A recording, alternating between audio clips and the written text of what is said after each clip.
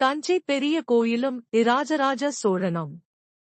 தஞ்சை பெரிய கோவில் மேலும் பிரகதீஸ்வரர் கோவில் என அழைக்கப்படும் தமிழ் வரலாற்றிலும் கலாசாரத்திலும் மாபெரும் இடத்தை பெற்றுள்ளது.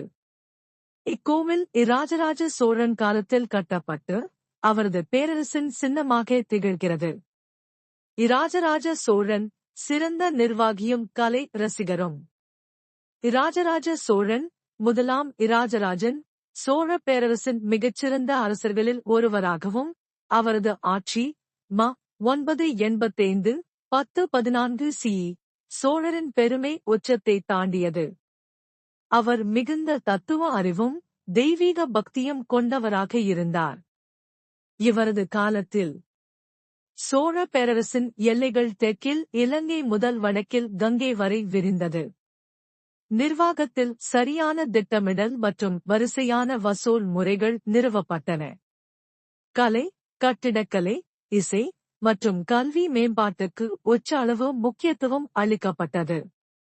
தஞ்சை பெரிய கோவில் 1010ஆம் ஆண்டில் இராஜராஜ சோழன் கட்டியதான தஞ்சை பெரிய கோவில். கட்டிடக்கலை 216 அடி உயரம் கொண்ட கோபுரம், விமானம் கட்டப்பட்டு இது உலகின் மிக உயரமான கோயில் ஆகும். இதன் சிறப்பு கோபுரத்தின் உச்சியில் உள்ள கும்பம் ஒரே கற்சிலையால் செய்யப்பட்டுள்ளது. இது 80 டன் எடை கொண்டது.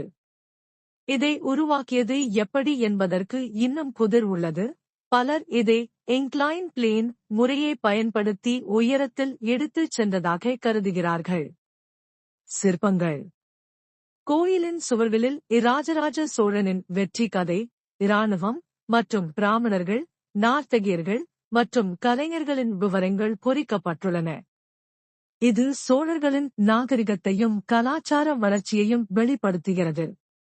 மூலவர் முக்கிய தெய்வமாக பிரகதீஸ்வரர் சிவன் வழிபடப்படுகிறார். மிகப்பெரிய சிவலிங்கமும் நந்தியும் இங்கு உள்ளன. கோவில் மற்றும் சோழர் வாரிசுகள் இராஜராஜ சோழனின் ஆட்சியின் முடிவில் தஞ்சை பெரிய கோவில் தமிழர் கலாச்சாரத்தின் அடையாளமாக மாறியது. இராஜராஜ சோழன் தனது ஆட்சி காலத்தில் இந்த கோவிலின் மூலம் தெய்வீகத்தை மட்டுமல்லாமல் அவரது ஆட்சியின் மேன்மையையும் நிலைநாட்டினார்.